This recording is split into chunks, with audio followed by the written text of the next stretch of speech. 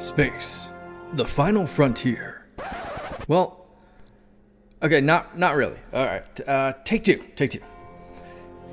Here in the Mitten State, welcome to Code 47, bringing you all things Star Trek, spanning the quadrants, the best thing since the neutral zone. Hey, we are back. It is episode 131 of the Code 47 podcast on the Secret Friends Unite podcasting network. I am your humble servant, Trek Lord to West Michigan, Charlie Carden, joined as always by my number one Trekking dude, Mr. Peter Stein. Good evening. Hello. We are actually recording midweek, which happens really rarely, but I am off to Fan Expo Chicago this weekend with Todd Oxtra, which means that as you're listening to this, there is no Secret Friends Unite podcast next week. So sorry about that. We can only do so much. But when we return to that show, we'll certainly tell about all the revels and excitement that we had doing that program. So got a great show for you today, aping the format of last time. We're still breaking down Star Trek Prodigy, but in order to give it a little bit more gravitas, we're doing it slowly. So we got three episodes to talk about there. And then we are going to finish season 5 of Deep Space Nine. Wow. Lot of stuff going on there. So much stuff going on. Well, without further ado, we'll get right to, with further ado, we will get to that, but I do obviously have to pay, as I always do, pay homage to the wonderful people on our Secret Friends Unite Patreon squad. These are the wonderful people that make it possible for folks like Peter and myself and Todd and all the rest of the crew to make great bonus content. And they support us financially and emotionally, and we are extremely grateful. If you visit patreon.com/secretfriendsunite, for as little as $2 a month, you get access to bonus podcasts, early podcasts without ads, all kinds of fun stuff, and new programs like our partner Mark's Walk Nerdy With Me podcast, where he's walking around the lean streets of CBI and talking about his thoughts. On the besties level, Chris 1H1D, Derek Trevelyan, who is my buddy the figure dude, and I'm so embarrassed, Francie, who I'm like, Francie, we'd love to get to know you. That's my wife's hairdresser. Because I've heard the name before, but she loves the Bad Movie podcast that April and I do together. Nice. Which it took me a minute to make the connection. So Francie, thank you, and I apologize for not remembering. And then when I record with Todd again, I will definitely make mention of it. My awesome Uncle Tim Horan, very grateful for your support. On the Friends with Benefits level, John Sedorf, the awesome Phoenix Sisters Entertainment, our partner Kelly, who we're going to see in Chicago this weekend. So we're really looking forward to hanging out with her in person and introducing her to Todd because they've not met. Brendan Myers, Corey and HD, and Matthew Keel. And as we've mentioned on some of our other shows recently, the Nias family of the Twin Cities has shot up in the rankings. They do a family tier now called the Secret Friend Super Squad. We are super grateful for Sean, Stella, and Henry. So thank you for everything that you do to support us. Once again, visit patreon.com/secretfriendsunite. 7 days for free. Listen to our shows. And if you like it, we invite you to stick around because I think there's a good chance that you will. All right. Well, no news this week, or Peter, I should say, I forgot to check. There hasn't been anything that I've heard. So. I think I looked yesterday, so I didn't see anything that was popping out at me. So we will jump right in to talking about back into season 2 of Star Trek Prodigy. So we're up to episode 9. Peter, if you would be so kind. Are we doing 9 and 10 together, or are we just doing 9? Dealer's choice. You choose. Right. Well, I'll read both just because they are kind of connected. So, and then we can poke at we have a 2-parter, and then we have the first part of a 2-parter, which is unfortunate, but that's the way it works. That's just the way the cookie crumbles. Yeah, but go for it. Read them both, right. And then we'll break them episode down 9 and episode 10. So the Devourer of All Things, parts 1 and 2. Part 1. Finally arriving at the coordinates, the Infinity crew discovers a hidden planet and the long-awaited identity of their mysterious messenger. Ooh. And then, after that, on the run from their time-erasing pursuers, the Infinity crew and their new ally search for an escape. The Voyager embarks on a rescue mission. A rescue mission again. Well, we got a lot going on here. Culminating with a long-lost long lost face. So yeah, what did you think? I have my notes, but I always love to hear you talk first, so go for Yeah, it. I quite liked the beginning of this episode. Was quite fun, where they had to do like a subspace inversion to be able to even see the planet. Mm-hmm. That's something that I think the last time we saw somebody do that, other than the planet that like phases in and out because it like Yes, the disappears for whatever in Deep Space Nine. Meridian. Yeah, Meridian. Yeah, Yeah. the other time we saw that was when the bow breaks, where they could cloak the planet. Right. So that was kind of a cool thing that we saw, um, that they had to do that. Um, but so that was cool. And then they're wandering around this thing, and then we figure out who finally this messenger is, which is, you know, spoilers. It's Lo- Wesley Crusher. Love him or hate him, and his outfit is just so greatly on point. It's Now, also hysterical how these two episodes really, really, really lean into the. There's several fan theories that revolve around this. yeah, Interestingly enough, when they're walking through this temple slash maze slash whatever it is, you see a statue and you hear some background dialogue from the traveler from the right, Next Generation. right. Um, but when Wesley like opens up that main room and some of the ways that he behaves, some of the way that he talks about things, they're really tying in the travelers to the Time Lords from Doctor Who, which is Right. hysterical, especially if you look at how his control center operates. Wow. With a Okay. center console and all of the things going around it, and a big glowy thing in the middle where all the command things happen, and then Yeah. Yeah. Right. Yeah. The inside. and then of course you have the Assignment Earth reference in the second Oh, episode, which is even better. I loved it because they jump into an office and I'm like, oh, they're in Don Draper's office from Mad Men. But yeah, Nope, yeah, it's Gary Sevens. Gary Seven, because they kind of loop it all back together. That this is all one in the gun. The monsters, and it was great. We got a lot of cool name drops, like Wesley saying, you've crossed over, you're like the this and species or that species, or the mirror universe or the mycelial plane. Oh, you're not supposed to know about that one. So Yeah, it's an acceptable Discovery reference, as you and I being two guys who are historically not super fond of Discovery, but that's okay. But it's good. I like a Star Trek that can look back lovingly on all aspects of everything, because again, it just really helps somebody, new viewer, get their hands around it. Again, this being made for kids, that means nothing to a kid, but you never know for the most ardent fans. but when you do things like that, it broadens the universe. It makes the universe larger, which is something that's definitely helpful, because then it's to the point where it's like, hey, there's more to this than just Prodigy. Maybe you want to go look at it. So that's always a good thing. Absolutely correct. So yeah, I love that. We do meet I think I call them the time bears, the creatures that are eating everything. Yeah. Now there was this will go way over your head because it went over mine, but or it would have gone over mine. But in the 90s, there was a Stephen King book adapted into a really low budget TV miniseries called The Langoliers. I don't know how much familiarity you have with Stephen King. A little bit. Yeah. April's a huge fan, but it had to do with the fact that the way that moments pass in time is that little creatures appear and they eat everything around it so that something new can spawn. Like, it happens second to second. And in that, they had these people on a plane flew through an anomaly or something and landed at an airport where nobody was around, and then these things started showing up. So Bronson Pinchot from Perfect Strangers was in, as well as Dean Stockwell. There was something Dean Stockwell was in. So yeah. So anyway, that was kind of how I identified that. So yeah, it's very interesting how you have these things are like predators that eat dying timelines, as it were. Right. Crunchy. So it's something that interestingly has been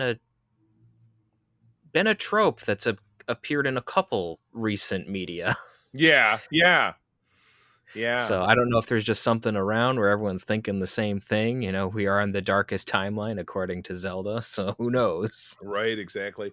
And time travel stuff works so great for Star Trek in particular, because right, almost practically neck and neck, just separated by a couple of years from Doctor Who. It's the one of the very longest running sci-fi franchises that's still cranking out material. So finding ways to connect them is pretty awesome. Which they have recently with the two idle games with Doctor Who's version and then Lower Decks version. They have a crossover event going on. Right. There was a big push at Comic-Con with Friendship is Universal, where it was the two. Right. Yeah, I did see that. I like it. So anyway, I gave segment 1 a 9 out of 10. I do tend to get annoyed with Will Wheaton's shtick. His all because I've spoken to him in real life, and he's not even close to being like that. So he's acting, but he's overacting. But then again, we love Shatner for that too, because it fits the mold not only for his role in this, but also for the audience it's intended, because he's all, I'm a freewheeling show guy. And as I said, I met Will Wheaton in person. He's a perfectly nice guy. He's a little standoffish. He has a tough history of dealing with abuse growing up, so I understand that. But it was his Ready Room segments are not the height of my level of enjoyment. Yeah, he's definitely, this version of Wesley is definitely more towards his public persona now than it is more what Wesley was in TNG, which is fine. Like, characters evolve. It was just an interesting thing to note. Right. And we saw Wesley once in live action at the end of the very regrettable second season of Picard, where he appears and he takes Corey Sung away and she becomes one of them. That could have been a so much better moment than it was. That was a meeting that could have been an email. Oh no, there we go. Is that an early title for the episode? Meeting that could have been an email. Well, you keep talking while I type this. Feel free to give me some more thoughts. Give me some more of your thoughts as we get into part 2. Yeah, so in part 2, we now have the time predators that are chasing them. Most of this episode, they're hiding in the in Gary Seven's office, which, fair enough. But then we have the creatures go up to attack Voyager, which gets a little intense.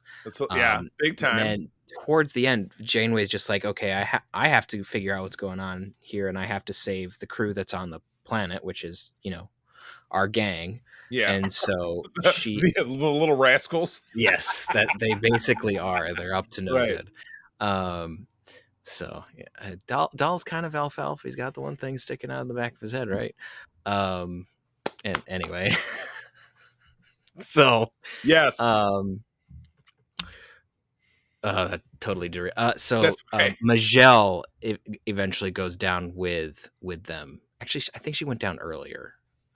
She did end up with the gang. I think she went down with the commander. And Ensign Ricky, who I feel like they made him a red shirt instead of a gold shirt. Like, it was like, you're kind of teeing that one up. They went for the joke. Yes. Yeah, they went for the joke. It was interesting how they did the set piece where they allowed Wesley's comment about the time munchers to come into play, where he got eaten out of existence. Ouch. He just got chomped, and then no one remembered who he was except for the commander, because he beamed back. Right. Because he was saved because of the time bar band on his arm. Everybody's got your time Apple Watch there. Yes. So, yeah. But eventually Janeway makes it down to the planet, and we get a loving revisit of Tank Top Janeway with her phaser rifle, right? Which was kind of a fun little reference. And I missed it because she ducks behind and jumps in a shuttlecraft, and then she's in the tank top. I'm like, why I didn't even see her taking her. She had it on when she was going down, and then she took it. She wasn't wearing it when she crawled out of the shuttle after it crashed. Right? No, she was wearing it in the shuttle. That's what I noticed, because on the ship she's like, I gotta get out of here, and so she segues to the shuttle, or the shuttle rises up. And then you see her inside it. She took her shirt off for some reason. It was weird. I thought it was after she crashed, and it's particularly weird because let's not forget, it's either in this episode I think it's in the next one, where she rattles off, Janeway's 3 rules for being a captain, and one of them is to keep your shirt on, and she does not do that. So, but she's the admiral. I don't know. Well, she technically does still have a shirt on. Right. She just has the over jacket off. Right. So. But when she gets beamed back up, not to jump too far ahead, when Wesley snaps her back up again at the end of part 2, and she little portal opens over her chair and she drops down, she has her tunic back on. So Yes. it is a costume laundering service that's provided by the Travelers. So isn't I guess so. which is weird why Wesley has to say, hey, I've got tons of sweaters to lend. Why does he need clothes? I mean, everything comes out of a replicator. So I know I'm getting a little granular. Crusher's Laundry. Right. Crusher's Laundry. Jadmiral, she's helping out. Yeah, and eventually we find out that Wesley needs all of the cadets, including Majel, to solidify the temporal coordinates so that they can jump through to go find the protostar, which is basically where this episode ends. His temporal beast is he does a little double. I wrote a double Easter egg name drop: Borth crystals plus the orb of time. What? How did he get that orb of time? That was pretty cool. The Bajorans would never let him have it. I would assume that he got it from a timeline that was dying. Right. Oh, there you go. That is a really convenient way to sneak around it. So yes, so Janeway gets sent back. The kids are off. The creatures are encroaching. And then our kids end up, I love this. They end up in the clouds, but on a sandbar. And in the distance is the protostar. And that's the end of the episode. Yeah, I think we also see a bearded Chakotay staring off into the distance. Right. Yes, that's right. That's preceded it. So to wrap up episode 2, my rating was 8 out of 10. I noted 2 demerits because I didn't like Janeway's quick change. That drove me nuts. And when I keep calling her Michelle, though her name is Majel, M-A-apostrophe-J-E-L. I like Michelle. I'm sticking with that. But when she doesn't want to go back with the away team, she takes off her badge and tosses it after having worn it, and then the badge beams out. That's not transport technology. That's to me that's sometimes how transporters work is a little fuzzy, especially after the JJ movies and the infamous fall. So. Right. Exactly. So yeah, I loved Gary Seven's office. And I loved when Ensign Ricky got eaten, he had a Wilhelm scream. So that was pretty fun. I always love Wilhelm scream Easter eggs. Gotta do it. So cool. All right. Well, I'll jump into an episode 11 then, because that is mine, but I do have to scroll back up in my notes. So we have a part 1, Last Flight of the Protostar, part 1, episode 11. Thanks to Wesley's intervention, the cadets find the Protostar, but the ship's Maroon Guardian isn't eager for their assistance. And as we already know, that is Grumpy Chakotay. Because we get a montage. Here's another consistency thing that drives me nuts. We get a montage of old Chakotay, as it's quickly revealed, who's got this awesome beard, but his hair doesn't grow. So he still cuts his hair. Even with the fact that and it's funny. I remember that one episode of Voyager in the Voyager 2 part of the Year of Hell, where the ship was destroyed and Tuvok had gone blind in an accident, but he was still shaving himself. But he had this horrific straight razor, and I'm like, is that the only way to shave yourself in the future? But is Chakotay just doing that? They have decided to become more civilized. I guess it's just very bizarre. But beards are cool. But right away, the kids get there. They get snared in like an Ewok net, which is great. And I wrote Old Man C and the Hollow Lady, which could be another name of the episode, but I like my first one better. But yeah, because this is the Protostar and it's still functioning, there's hologram Janeway in her classic outfit. He's like, hey, I want to, we're here to restore the timeline, yada, yada, yada. And he won't even let him in the door and like, well, there's a storm coming, make yourself a tent. Unfortunately, there's a bunch of supplies and shit rolling around outside that they can set up a tent. Obviously, it's not a situation that's going to last long. I did note right at this point, I love the setting of this episode, the red sands, the big cloudy mountain, the ion storm. That was like, it was something, I think it was accomplished really beautifully with this animation. I think that the planet looked really cool. Yeah, so I was definitely impressed by that. So Chakotay lets him in, and Dahl is still running his mouth. It's like, dude, shut up. Dahl has a penchant for that. Yeah, Chakotay says the ship can't fly because there's no engine. And we found I do love when he's up on the bridge. This is a reference you won't get because again, unless you're very familiar with the career of Robert Beltran, he puts he he leans back in the captain's chair and he's going to take a nap, but he's still like, well, I can't help you guys, whatever. And he has like a cowboy hat, or it's akin to like Harrison Ford's Indiana Jones hat. It reminded me of Robert Beltran's breakout role in a low budget movie called The Night of the Comet from the early 80s, where he plays kind of a cowboy trucker. So I'm like, that's cowboy trucker. Could be a reference to that. I also seem to remember him wearing a hat like that at conventions in like the early 2000s. Yeah, that's his shtick. It might be just that. He's from out west. I think he's from Arizona, if I'm not mistaken. He's a Mesoamerican as far as his. And there seems to be a lot more, at least with newer Star Trek, of bringing in aspects of the actors into their characters, right. Which I do have mixed feelings about for some, but this is fine. Right. Yeah, you're right. Sometimes it can be a little too like Will Wheaton in his shtick. It's like, well, Wesley really wasn't like that. Yeah, some of the more stupid elements in Picard season 2. Right. Were I keep dangling here because I do want to show off my very cool Voyager pendant that I'm wearing, but it's too low under the camera. It's your con version from the 24th century. Yes, you just exactly. Need to crack an edge. I did. Yeah, you're right. There's a little scratch along the back. But anyway, this is why you should be watching us on YouTube, because otherwise I'm dressed very summer casual today. I thought I would break out, wear something a little different. Since Peter wears the uniform, I usually just rotate through t-shirts. Well, today I'm dressed for Borg engineering. So yes, exactly. Because yes, it's what is it, 39.1 Celsius? Yeah, engineering. Yes, it's not that hot here, thankfully. But. Exactly. So, anyway, I noted Chakotay has a handmade chess set, which is very sad because one of the pieces is a Dreek, who is the Birdman. His who I believe we find out what happened to him in this episode. We do, but I have a bone to pick, and this is one of the demerits that I gave for this episode. No pun intended. No pun intended. Yes. Oh, ouch. Is that how I wrote Hollow Lady, or Holographic Janeway, is telling the story of Chakotay's lost crew, of which he has a photo of them. Why haven't we seen any of them to date, or am I just absolutely missing that? Because he had a crew of like 10 people, and we've only ever seen a Dreek. Did they all die? I think in one of the background shots of the ship getting launched, we saw like one or two others of them, and that was it.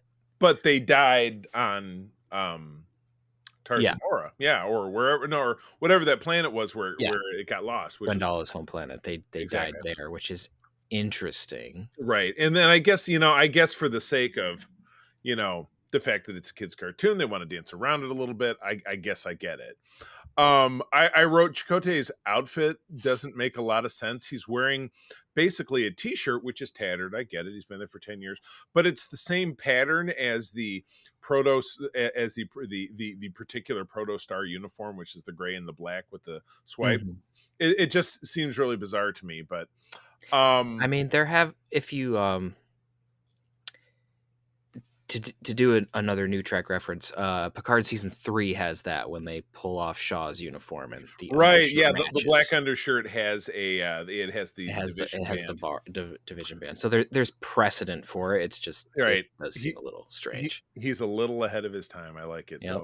So Gwendala gets all noble. They're like, yeah, we need we don't have more. We have to do more than just fix a ship. We got to fix a captain. We got to get him back in the game.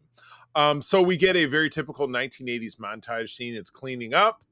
Dal is gathering wood or whatever and manages to run to follow the local wildlife. I could have seen that coming.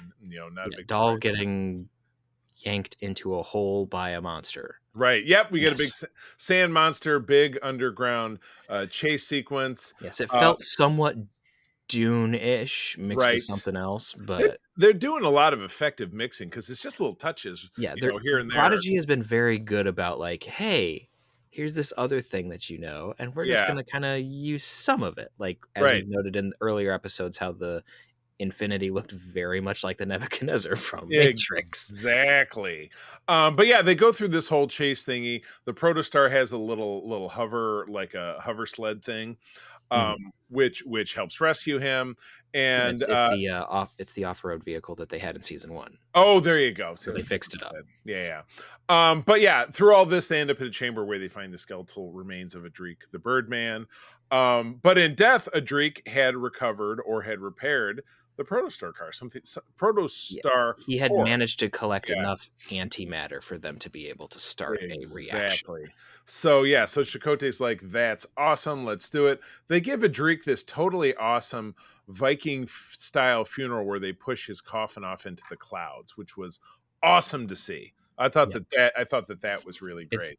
The interesting thing about the kids shows is that when they send a character off, they tend to do it very decently. Like, I don't know if you're too familiar with like the Clone Wars, but when like Master Pell died on Mustafar, like how that ended was very similar. So they handle it very well, which is interesting because a lot of the adult shows Not don't. so much. Not a lot of care. No, they either just like, well, he's dead, and then they leave the corpse wherever he fell. Yeah, or they either leave the corpse, they don't acknowledge the fact that this character died, or they just get like all the weepy about it, and it's just over the top. You can't. These ones seem to handle it. These ones handle it age appropriately, which is good. Without violence and with reverence, and that's pretty cool. So my rating for this episode 11 was 9 out of 10. I did write Chakotay is probably one of my 5 favorite characters. I use my favorite character on Voyager. He's my only EX06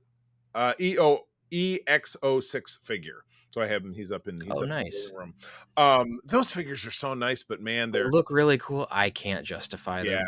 And I too really. When I was watching Voyager the first time through, Chakotay was one of the characters that I really, really liked. Yeah, I didn't like him in the later seasons, but there's reasons for how all that happened. I understand there's all sorts of behind the scenes stuff. He did tend to get a little dull, but those figures, not that I'm trying to plug for them, they're hard to get around, and once they make one run of them and they're gone. So then you're on eBay looking for them, and it's but they're really quality. So they're right plus or minus about $200 a drop. So it's a special treat for yourself. Save your money. But if you have a favorite character, like I'd love to grab the Pike. I even had it pre-ordered, but financially speaking, it's not a good time for me, so I had to cancel it. It kind of bummed me out. But you know what? The thing about merch, and you can see with the figures behind me, if you're like, oh, I missed out on XYZ, stuff always comes around. It comes back, and every once in a while, there's a good-hearted soul who's willing to sell it at a not insane markup because they're just like, someone else would enjoy this. And that, well, I mean, let's not forget my story at Motor City Comic Con earlier this year, where I found one of the 2 final 2-packs of the Battlestar Galactica figures that I wanted. That is you remember it was Ty. It's the one that I have that I got somehow. That the guy gave me. He was going to sell it to me for $40. I had $30 in cash, so he just gave it to me for $30, which is a phenomenal deal. He said, "Oh, I wish I would have brought out the other one I needed was the Boomer Sharon one," which he said, "Oh, I might have that somewhere." So hopefully, bring it next time. Hopefully, I'll catch him again next time. So, but I love seeing his Old Man in the Sea routine. I thought they nailed it. Yeah, I gave a point deduction because he didn't have a sweet ass long ponytail, because I think that would have been much. That would have looked pretty cool. That I would have liked a whole lot more. So, well, all right. Well, I will just make one more comment. Please. Is that this particular version of like the sad mopey dude character? Yeah. Because we've had a bunch of those kinds of stories recently. Luke Skywalker and Last Jedi, Picard himself, Riker to a lesser extent. Where you just have like these characters that we last saw and they were doing pretty well, and all of a sudden they're really sad. Yeah. Oh, I'm really sad. This one actually did it in a way that made sense because he had to stay there to not disrupt the timeline, but it sucked, and then he kind of gave up. So that I just want to give them props for that, because they actually managed to pull it off in a way that other stories that have tried to do this recently just didn't manage to land. No, agreed.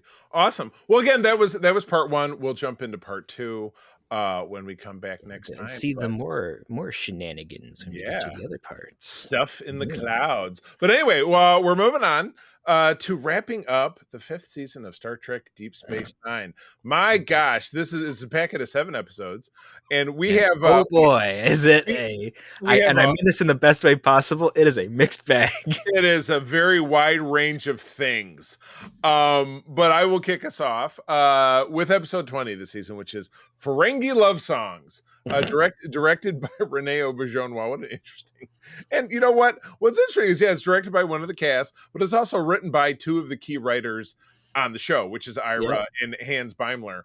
From April of 97. At the end of his rope, Quark returns home and discovers that Moogie has a secret lover. My God. It's just, I mean, this is like this is another one of those Ferengi episodes that is just, it's so stupid it works. Yeah, big time.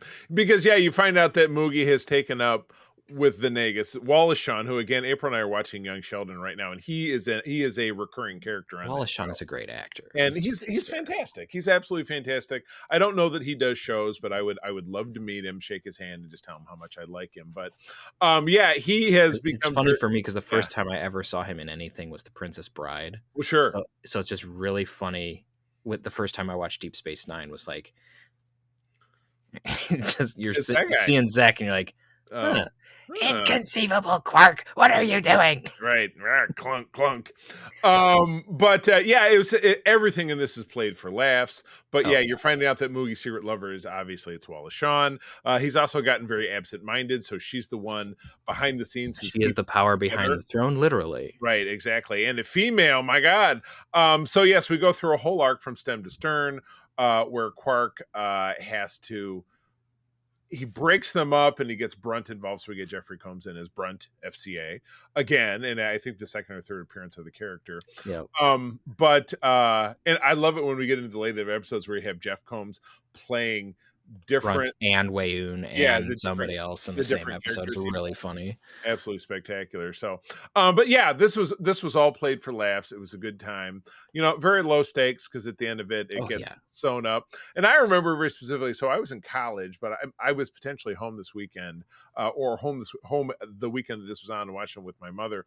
And the bit at the end with Quark and his Marauder Mo action figures. Yeah. He said, would have been worth more if they were in the package. And of course, as collectors, that's always. I'm always the guy that takes them out of the box. There are a few figures that I still have in the box, but it's only two. It was funny. I was going through off to my left here is my Foot Locker, which is full of my childhood mementos. I have a handful of carded figures. I think maybe a Picard Playmates, and then like a Boba Fett from the Power of the Force 90s line. So it's like things that aren't worth anything. I have a Locutus from the early run, and then nice. And then I have Playmates, Yep, and then I have a not worth the same at all, but a first run. When Clone Wars first came out, Anakin Skywalker. It's got a special sticker on it and everything. A special sticker. I love it. Yeah. So collecting is very subjective. You're never going to make gazillions. And again, April and I sling toys on the side just for fun. Yeah, and for most people, it's just like, open the thing and enjoy it. It's fine. Quark would agree with you. He opened them. He did, yes. He opened his Marauder Mo action figures. Just let it go. But anyway, super fun episode. So ridiculous, and definitely lightening the tone because things get very heavy early. Yeah, things get really heavy later. So they wanted to just here's something silly, and it's there. Great. You go. That's it. And they did it right. And all right. Is this the first episode where Moogie changes actresses? I feel like that was the last one because this is the third appearance of the character, but it was I'm confusing my Moogies, but let me bring the link up since we're talking about it. Ishka is her name. Yeah, Ishka. First played by Andrea Martin, who was from the totally awesome sketch show SCTV from Canada back in the 80s, and then became Cecily Adams took over the role in 1997 through 99. So she did the majority of the appearances. Okay. But yes, both wonderful ladies. Oh my gosh, Cecily Adams passed away in 2004. Did not know that. Very sad. But yeah, super fun episode. Judging by what we get next, which Peter's going to tell you about, you'll be glad that you got the break. Yeah. If you thought that the other one was too light, just wait. So episode 21, Soldiers of the Empire, directed by LeVar Burton, written by Ronald D. Moore, aired April 28th of 97. Martok, Worf, and Dax, surprise, go on a mission aboard a Klingon ship, the Rontaran, to search for a missing Klingon vessel. However, Martok's uneasiness about battle, a result of his captivity, further affects his crew's morale. Right. Not a good situation. So, No. yeah, I love it how you said and Dax, because it's funny. She ends up tagging along like, oh, I'm coming along. I'm the science officer. I'm like, yeah, okay. It was a pretty funny moment. She's like Yeah, walking with Worf, and he's like, "I do right. not want to say goodbye." Well, we're not. What? Yeah, right. But yeah, you get to see Worf ditch the Starfleet outfit for the Klingon bit. And yeah, Dax didn't though. She has before, yeah. but she didn't this time, which was interesting. Yeah, this was not yet not the appropriate time, but we get a couple of great guest appearances. Rick Worthy is the young sleeveless Klingon, who we know as the Doctor Cylon from Battlestar Galactica, and he's actually from Detroit. He's from Southfield, Rick Worthy. So a little Michigan connection for you. And then the other guy's name is David. And he passed away not that long ago, but he played Hightower in the Police Academy movies. If you're at all familiar with those, there was a dumb series of I haven't seen them, but I'm familiar with. Yeah, zany comedies from the '80s. So that is how I'm going to have to. I'll go. Oh, they don't even have the guest cast listed. Oh wait, here we go. David Graff is his name, was Leskett, and they had Rick Worthy was Corin. Yeah, exactly. So. And we have a B plot. I'm just jogged my memory with Nog doing his rotation as a cadet in security, and everybody is giving him shit and disrespecting him, and he's like, I can't. He's the Rodney Dangerfield of that. I can't get no respect. But that was in the previous episode, wasn't it? I thought this one because he confronted Martok at the end. Oh, gotcha. What I saw his name in it, and I'm like, what other role did he have in this? But yes, there was a B plot. I don't remember what it was. I'm drawing a blank too. I thought it was the deal with Nog. But anyway, it's funny because you watch these and the B plots, if they're that light and fluffy, it doesn't really stand out. Yeah, but that's because the A plot for this episode is pretty intense. It's pretty intense. So as you were saying, Martok is really reluctant. They have an opportunity in this mission to attack a ship, and they don't, because Martok's like, I'm following orders, and that's not our mission. And everybody is pissed off because this ship is like the study hall, detention class of the Klingon high school. Everybody is just so sick and tired of losing. Most of their crew has died here and there, so everybody's really on edge and fighting with each other. And they really need somebody to step up. So at a pivotal moment, Worf does challenge Martok in a very serious duel to the death on the bridge, but neither one of them is going to die. Martok does manage to waylay him, and then they end up going into combat anyway, and everybody's just super jazzed. They start singing, which is good, because Worf tried to start singing that song when they launched the ship, and no one wanted to. Yeah, exactly. He was not the cheerleader that they needed on that ship. He was not. He didn't have pom poms. He was the cheerleader they deserved, but not the one that they needed. So it's very nice. There's some touching moments at the end where they're back on the station, and Worf and Martok are having a heart to heart, and hey, sorry I had to do that. And he's like, you were right in following orders or whatever. And he said, I see you're still wearing the emblem of the House of Moog. And he's like, yeah, it's just symbolism, because the House of Moog is gone. And he said, I would welcome you to my house as a brother. And he pulls the patch off and hands it to him. And it was funny.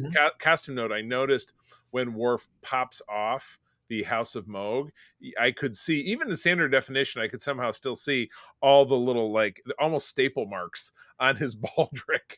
And then he sticks the Martok one to him, but they very clever editing, they cut it away, because if he would let go of it, it would have fallen out. There was no adhesive on the back of it. So, but it was done really well. And I thought, it was a super touching moment. It's a very good scene. And it finally brings some closure to Worf's houselessness that's been running throughout. He is Worf the stray dog. His character's existence. Yeah. So I definitely like that. That was awesome. So any other thoughts before we move on? No. I mean, it's a solid episode. Really helps look at, PTSD in a way from torture that Martok dealt with, and at least the Klingon method of overcoming it. Right. So exactly.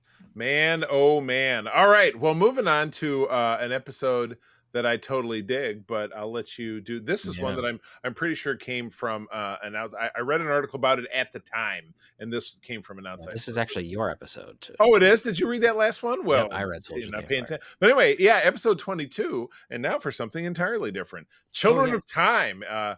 Great Canadian director Alan Craker was doing the directing. Story by Gary Holland and Ethan H. Koch. So again, if we were to click on the link, I would almost guarantee you it came from the slush pile. But from May of '97, an accident causes the crew to meet their own descendants and presents them with an ethical dilemma. We all know Star Trek's doing its best when their ethics are being challenged. So this is cool. They're in the Gamma Quadrant doing a science mission. For some reason, again, it just seems kind of weird with all the tensions going on with the Dominion that they'd be in the Gamma Quadrant doing it. Yeah, it's a little. Yeah, It feels like it belongs in an earlier season, right, just for that reason. right. But Exactly. Yeah, boy, this article is not very informative, but I was pretty sure probably and I'm just reading off Wikipedia, probably if I bopped over to Memory Alpha. I was looking down at Memory Alpha. It was Yeah. pitched earlier in the show's existence. That's and then exact. got Yeah, forward. because this definitely fits a little bit more in season 3 or 4, even. Yeah, and that's Yeah. kind of what I was seeing where Yeah. it got pitched. It was. Yeah. Yeah, it got pitched in '94 during the third season. Okay, got early in the third season. Okay, gotcha. Well, I mean, this is an episode I like very, very much. And again, I remember reading a lot about it. This is kind of when the internet was new and I could research an episode online at StarTrek.com or one of the other, I think not StarTrek.com, but one of the other, I couldn't tell you what, but it was funny. I remember doing some research. I was at the State News at Michigan State where I was a student, and I was using our computer resources to I got some off time. I guess I'll look up Star Trek episodes. StarTrek.com actually had a fairly extensive database Yeah. and video library Right. until recently. Of course. Well, yes. But anyway, yeah, this was a fun one. I did like it. So yeah, they get snapped backwards into the past. Kira gets hit by a bolt of something, and if she doesn't get back to the station to get treatment, she's not going to make it. Like deionized her Yeah. millennial neurons or something, I think they said. Odo can't hold his shape, so he has to go into a jar. So he's not a part of the episode until about a quarter of the way through. And all their descendants, including a descendant who is carrying the Dax symbiont, Yedrin is his name, says that, well, we found a way to recreate the accident because if you don't go through with it, we all die. And he's lying. And it gets found out through right his before, teeth. Yeah, it gets found out before people go back. So people are left with this dilemma. I love the Sons of Moog. You get a mixture of Klingon descendants plus regular humans who have just decided to embrace a Klingon lifestyle. Yeah, some really great stuff. Yeah, so at the end, not to jump too far say ahead. that you could kill someone just by looking at them. Only when I am angry. Exactly. Okay, thanks, Worf. Yeah, very good. It worked. And she said I do not have a sense of humor. The Odo from present day or from the descendants has figured out a way to survive out because it's something in the environment made him go into the goo jar. He gets out and he says, Kara, I've had 200 years to think about it. I love you. And she's like, and they have one of Nana Visitor's weird kisses where she just goes. They have that when they're standing on the under a tree where they're standing over her own grave. Yeah, exactly. But in the end, our people fly off thinking that they're going to go through with it and get stranded, but they sail through the barrier, and all the people in the past are erased. Turns out that descendant Odo couldn't deal with the fact that Kira was going to die, so he sabotaged their efforts to stay, which. Present day Kira is pissed about when present day Odo comes out because future Odo linked with him, told him what he was going to do. And then so we had that point of exposition. But I loved it. Yeah. I guess I could see, now that I'm thinking more about it, I could see why in season 3 they wouldn't want to introduce the fact that Kira, who's dumb as hell, could figure out that Odo was in love with her. It was way too early in the series to do that, or perhaps that's what they felt. So yeah, well, originally they were going to have Yedrin sabotage the thing. But. Yeah, well, I mean, yeah, he was already a bad enough guy, you know what I mean? So because he lied to him in the first place. But I did think it was hilarious how they had Quark as a math teacher. That was yeah. Yeah, that was good. Yeah, because their little settlement is just built out of all the pieces of the Defiant. So, yeah, super awesome. Absolutely loved it. I would even put it amongst one of the, particularly sandwiched in between all the very serious stuff as we're building, to the end of the season and the fever pitch where we're going to arrive. That this was a cool, very Star Trek-y diversion. Because our people are presented with an ethical issue. They think they're going to go one way. They ultimately decide to go a different way, and then the choice gets taken away from them. Yep. So yeah, Classic. yeah. So I absolutely love it. So okay. Speaking of classics, it's the swan song for a certain bald Maquis gentleman in episode 23. It was. All right, episode 23. The fittingly titled Blaze of Glory. John Bon Jovi. Near. There you go. Directed by Kim Friedman, written by Robert Hewitt Wolf and Ira Stephen Bear. Aired May 12th of 97. An act of desperation by the Maquis, involving weapons of mass destruction, basically, could plunge the Federation into war. How foreshadowy. The Maquis have 30 cloaked missiles, allegedly, heading to Cardassia. Yeah, this is a little before George Bush and everything. Well, I'm looking for weapons of mass destruction. We're not going to get into that. But yeah, 30 cloaked missiles headed towards Cardassia would be, look, they're right over there. You can make up. Yeah, you can make up anything you want. Because, yeah, so, we know that the Maquis were essentially entirely decimated when the Dominion came to town and the Cardassian joined, and the Cardassian said, well, here's my checklist. You're going to get the Klingons out of our space. You're going to kill all the Maquis. Those are the two things on my checklist. Yep. So there's practically no Maquis left. Eddington is in prison because of, being captured in the episode for the uniform earlier in the season. So yeah, when this transmission comes across Sisko's desk, he realizes that he's got to do the road trip buddy comedy thing with Eddington, and of course they hate each other.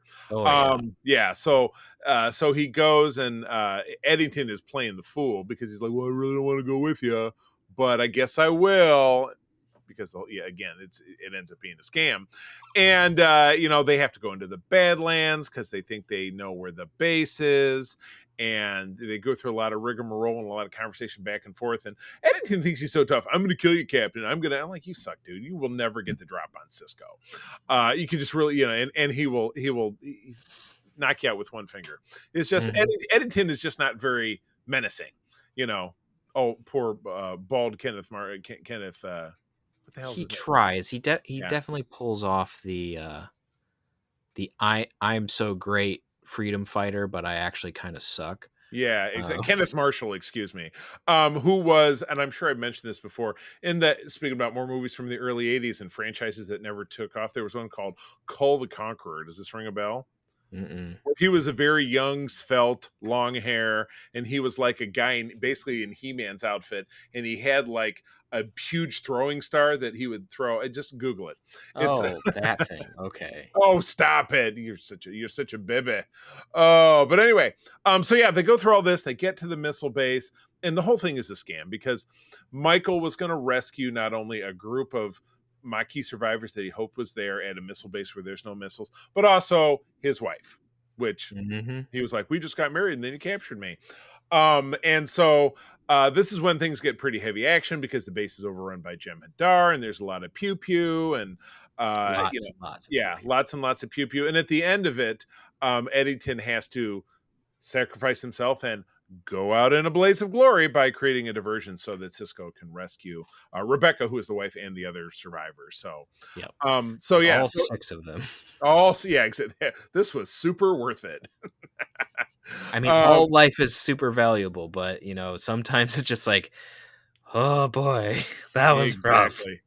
Yeah, so I did read that this was a particular kind of passion project of Ira Stephen Bear because he's like, of all the loose threads that we have in this show, I would like to tie up just one before the end of the season. So it's going to be the Maquis because we've whittled it down to a toothpick, with the Maquis stuff.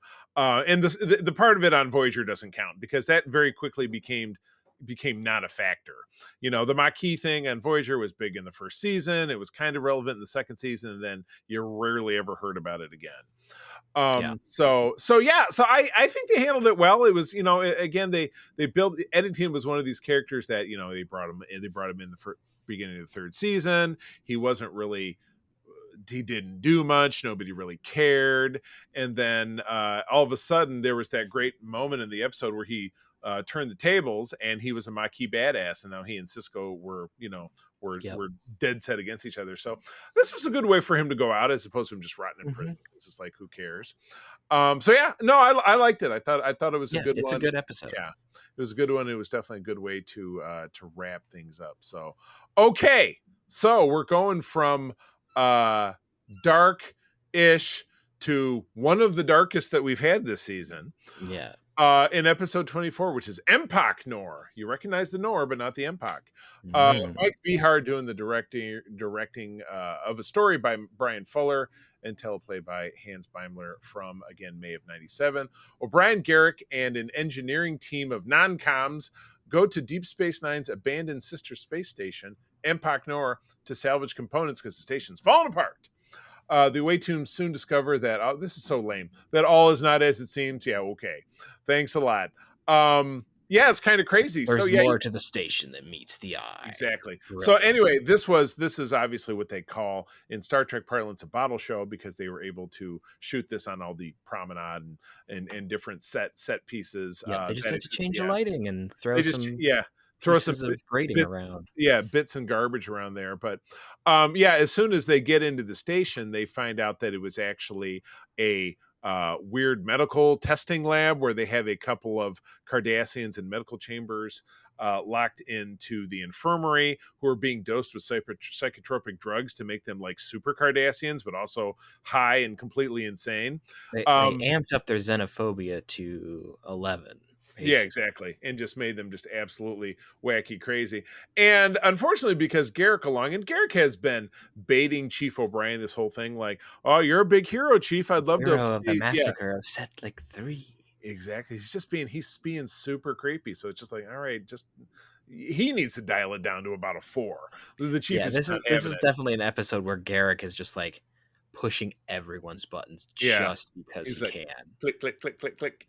What obviously quickly happens is that while Garrett goes into super killer mode, he takes out these two psyched up Cardassians, but whatever it is that they had, he gets a dose of because it's airborne, or he snorts some or something. He touches something on one of the railings. Yeah, and it's just happy goober time.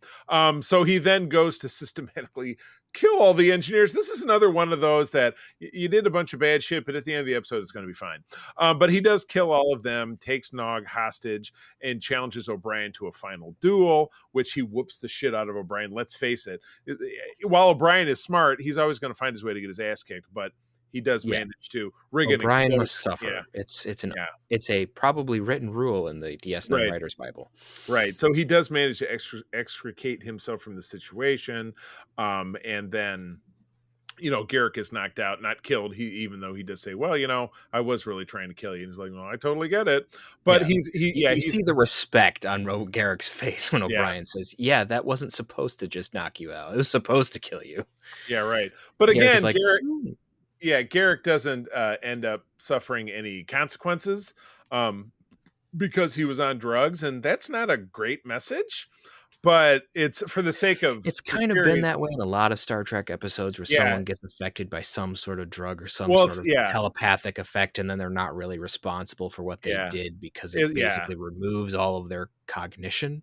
Yeah, it's Data. Data was a classic of that in TNG because remember when Sung triggered his program? Yeah, where he locks the ship down.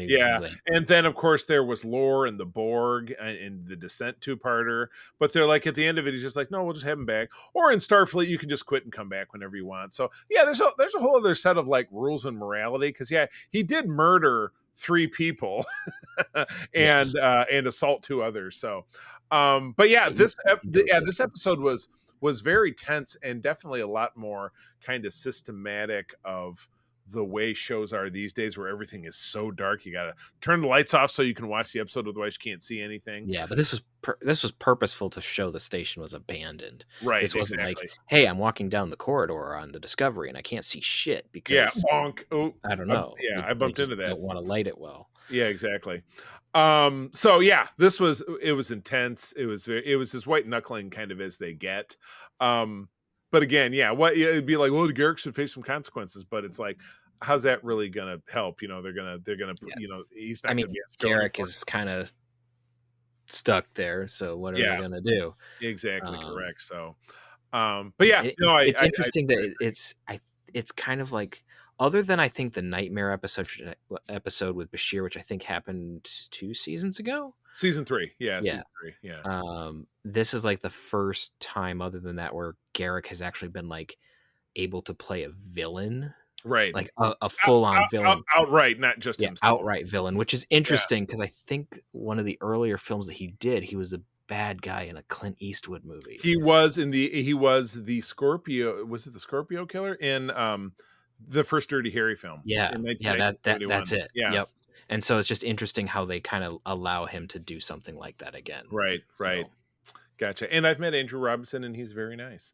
So yeah, great episode. Definitely great episode. Mhm. All right. Well, in an effort to change gears yet again, yeah, they do, because we're getting heavy, little lighter, super we're light. not quite to Ferengi love songs level, Yeah. but we're edging in that direction. Right. But we're getting a little We're not just lighter. edging in that. We're going way in that direction. We're just not quite there. It's more of the weed whacker to the edger. But anyway, please go ahead. Episode 25, in the cards, on the nose. Michael Dorn directs. Story by Truly Barr Clark and Scott J. Neal. Teleplay by Ronald D. Moore. Aired on June 9th of 97. Jake wants to give his father a present to cheer him up because he and like half of the crew seem to be down. The gift that he wants to give him is a 1951 Willie Mays baseball card. He enlists Nog to help him obtain it because Nog is the only one who has money. But they run into complications with a mysterious geneticist, Dr. Geiger. Kai Wynn, worried over the prospect of a Federation-Dominion war and its effects on Bajor, meets with the Dominion representative, Weyoun. So yeah, we've got a serious thread with Wynn coming to the station, and which really isn't actually dwelt on all that much in the episode, right? But she's genuinely leaning on Cisco, saying, "I really need your advice," which is an interesting thing because this isn't something that like you can definitely see in this episode, which is unusual for this character. Yeah, that she's actually like, I am not sure what I should do here.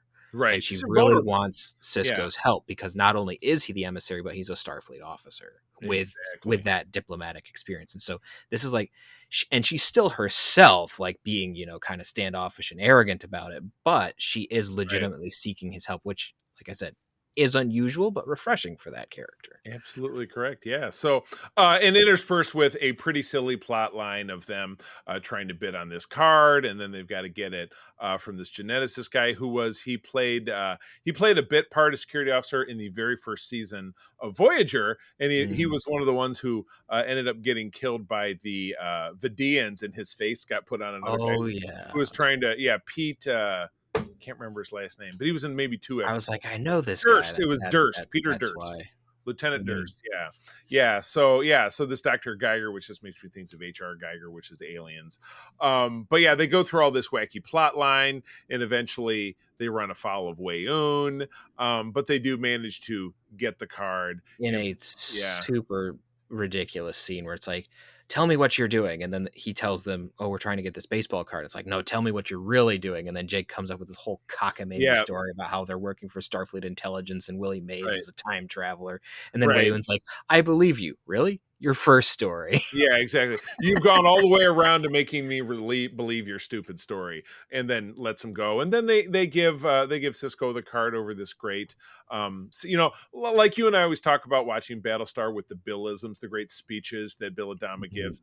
Cisco's got a great series of voiceovers in his captain's log, and he gives one at the end of this that says, even in the toughest times, you can find something to make you smile. And the relationship between Cisco and Jake is just really, really solid throughout this Yeah. entire show. Yeah. Like it's just it's one of the few positive family father-son relationships that we have in Star Trek, which Absolutely. is interesting. I mean, there's, and again, it's not hard to find why, because when you have tension, you mine it for drama.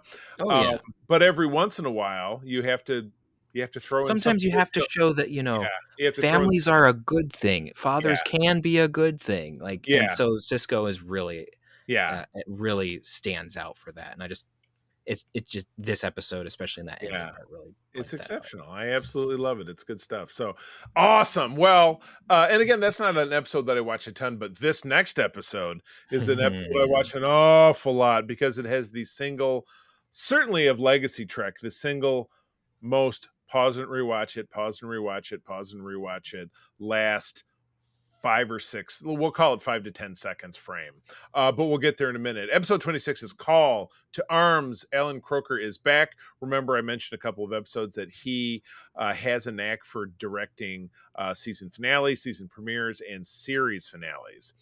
So this may be the first season finale that he's helmed. It's Ira and it's Robert Hewitt Wolf doing the writing from June of 97, faced with the realization that the Dominion are set to take over the Alpha Quadrant. Cisco decides to mine the entrance to the wormhole with self-replicating cloaked mines, thus beginning the Dominion War. Holy crap.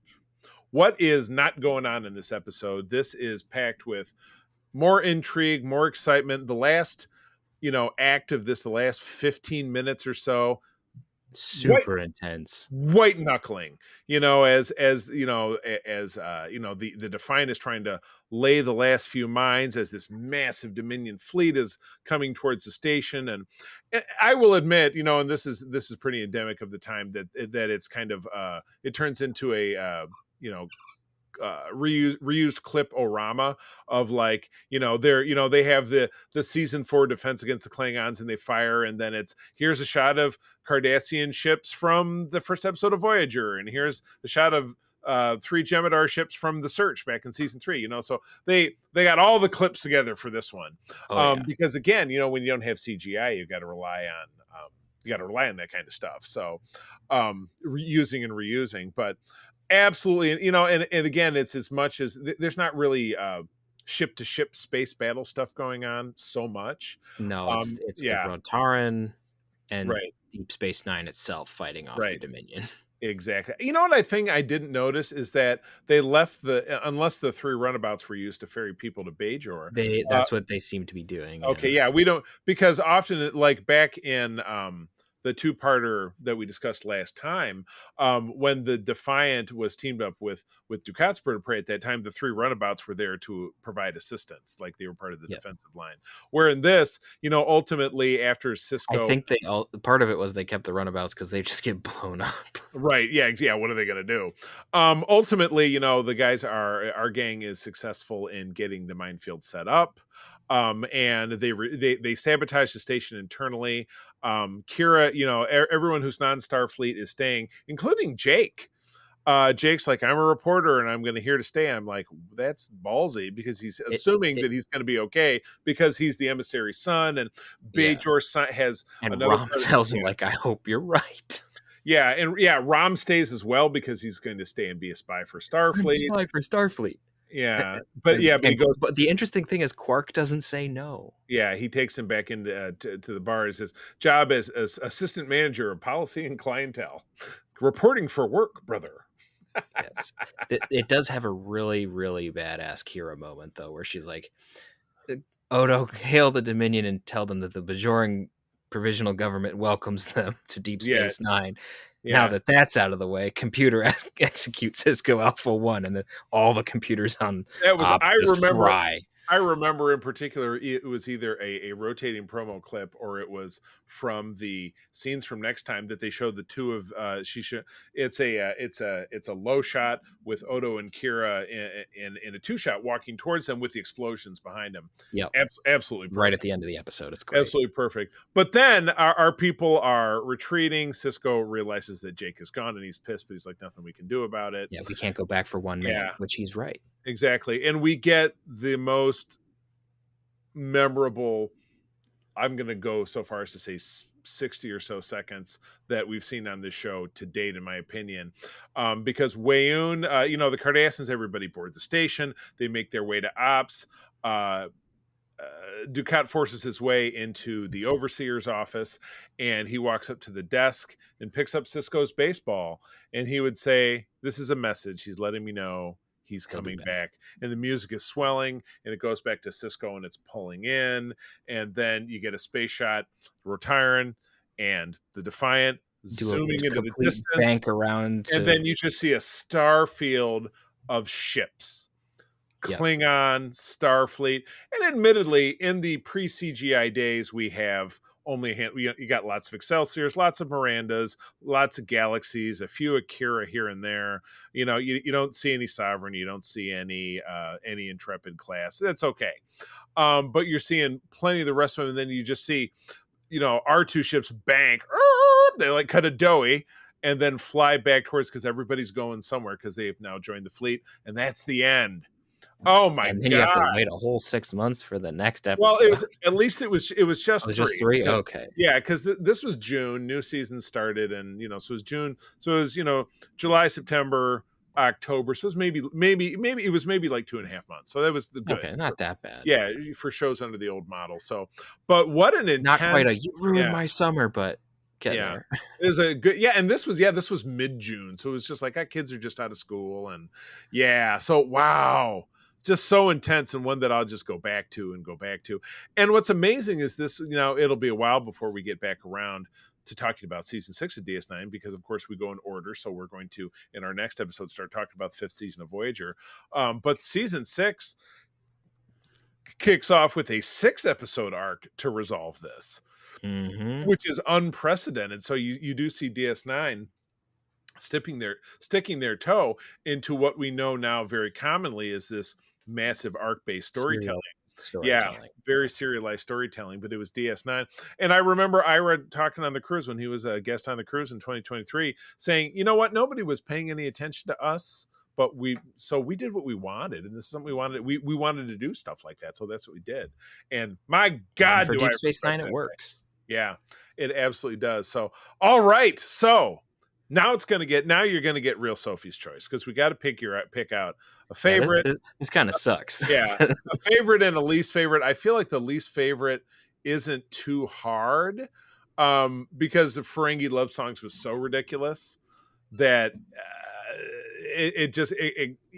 because it's one of those you got to pick something. Yeah. Although in the cards might be a close second. I don't know. I might have to pass it to you. So least favorite. I think for me, least favorite might be in the cards, just because the stupidness of Ferengi love songs I enjoy a lot more. Like there's good stuff in the cards, and like I said, there's that really good stuff with Cisco at the end, and there's some interesting things with Wayoon and Kai Wing. Yeah. But the A plot, it's fun, but it's not as just over the top zany stupid like the Ferengi love song. So if I had to pick one, it would have to be in the cards, just because I enjoy Ferengi love songs just a little bit more, because it was just that level of more stupid.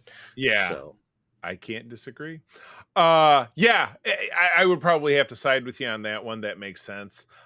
Because there's a little bit more. That is not to say that In the Cards is a bad episode. It's a great episode. And to enjoy, but and where the Ferengi love songs is a bit more enjoyable. While I absolutely love Children of Time, just because it's apart from what else is going on. It doesn't quite fit. Yeah, much like the storyline itself doesn't fit.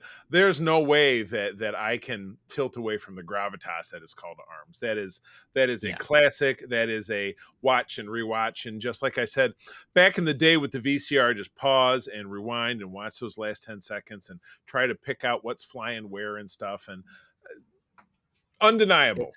It's a great episode. Yeah. Undeniable. And I'm probably going to have to go with you. That's just it. Yeah. It is just the best episode out of the bunch. Like there's a whole bunch of solid episodes. Yeah. But that one just takes the cake. It's just that good.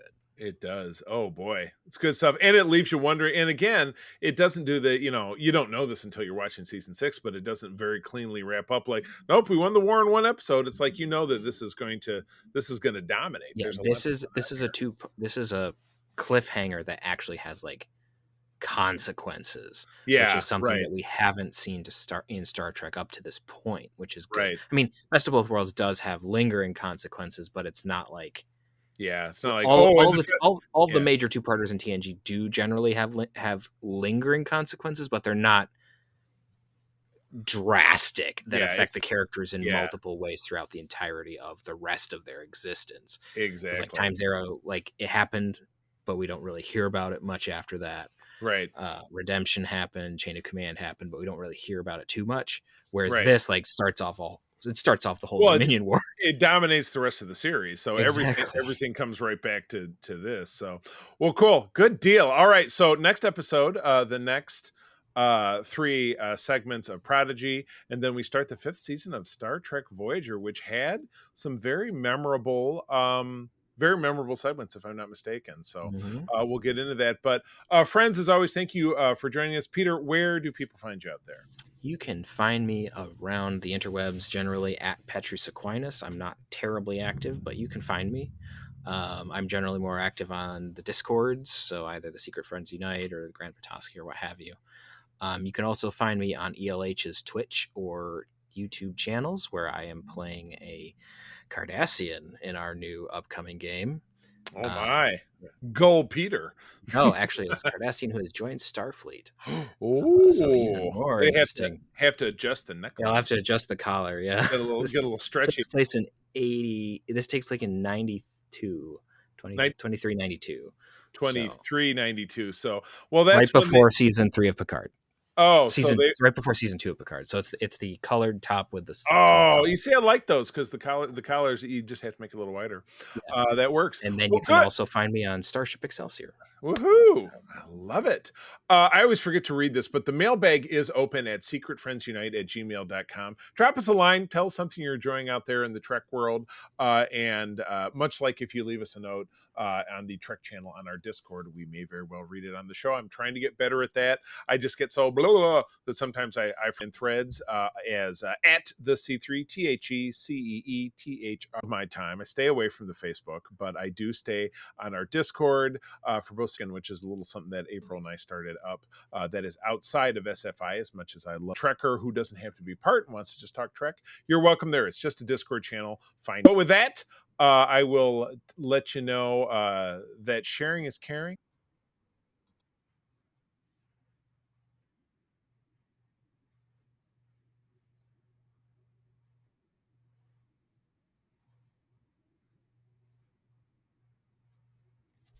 Peace and long life.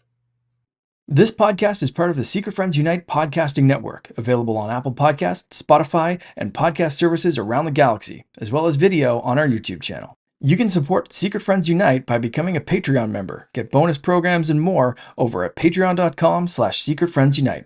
Join our Discord community for even more discussions on all things geek. For all the latest updates on Secret Friends Unite, make sure to follow us on threads at secret.friends.unite and visit secretfriendsunite.com.